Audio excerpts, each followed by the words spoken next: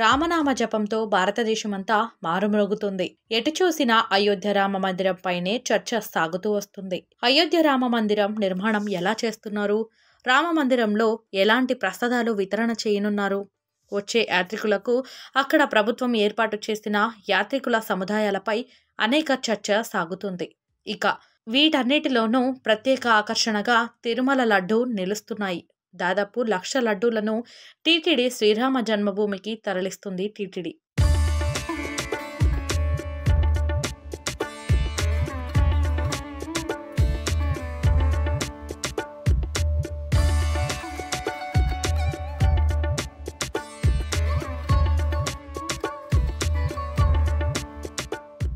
శ్రీరామచంద్రమూర్తి మందిరానికి అనేక విరాళాలు అందుతూనే వస్తున్నాయి. ఇటుక నుంచి ప్రతి ఒక్కటి రామ జన్మభూమి తీర్థ ట్రస్ట్ ద్వారా సేకరించిన డొనేషన్ ద్వారా నిర్మాణం చేపట్టారు. అయితే శ్రీరామచంద్రమూర్తి విగ్రహ ప్రతిష్టాపన రోజు ప్రత్యేక ప్రసాదంగా శ్రీవారి లడ్డూలను నివేదించనున్నారు. ఇక రామ జన్మభూమికి వచ్చే ప్రతి భక్తునికి ఈ లడ్డూను విరాళంగా అందించనున్నారు.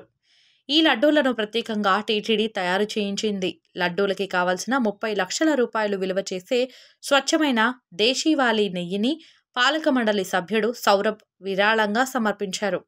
22వ తేదీకి పంపాల్సిన ఈ ప్రత్యేకమైన లడ్డూలను కావాల్సిన బూందీని స్వచ్ఛమైన దేశీవాళీ నెయ్యితో తయారు చేశారు. అనంతరం జీడిపప్పు, ఎండుద్రాక్షలు, యాలుకలతో కలిపి తయారు చేశారు. ఇందులో తగిన మోతాదులో కుంకుమ పువ్వును సైతం వినియోగించారు. అయోధ్యకు తీసుకెళ్లాల్సిన 1,00,000 లడ్డూలను టీటీడీ సిద్ధం చేసింది. 25 గ్రాముల బరువు గల 1,00,000 లడ్డూలను తయారు చేసి శుక్ర, శనివారాల్లో అయోధ్యకు పంపనుంది.